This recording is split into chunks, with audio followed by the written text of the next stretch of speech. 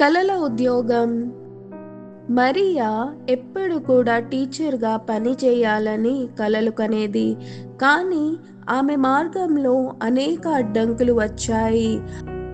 ఆమె చాలా స్కూల్స్లో టీచర్ పోస్ట్‌కై అప్లై చేసింది, కానీ ప్రతి చోట తిరస్కరణలే ఎదురయ్యాయి.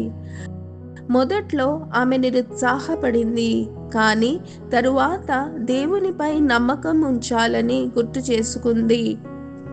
కూర్చుని బాధపడడానికి బదులుగా మరియా ప్రభువునందు ఆనందించడం మొదలుపెట్టింది.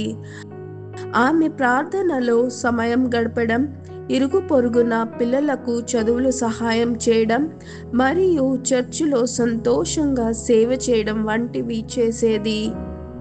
ఒక రోజున ఆమె అప్లై చేయకుండానే ఒక స్థానిక స్కూల్ ప్రిన్సిపల్ ఆమెను పిలిచి, పిల్లల పట్ల ఆమెకున్న అంకిత భావం గురించి ఆయన విన్నారు కాబట్టి టీచర్ ఉద్యోగమును ఆమెకు ఇచ్చారు.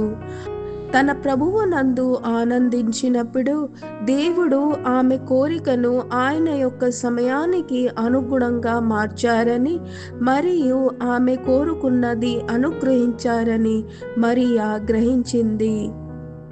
నీతి, సంతోషంతో దేవుణ్ణి నమ్ముడి. ఆయన సరైన సమయంలో మీకోసం ద్వారాలు తెరుస్తాడు. కీర్తనలు 37వ అధ్యాయము 4వ వచనం. యెహోవాను బట్టి సంతోషించుము, ఆయన నీ హృదయ వాంఛలను తీర్చును.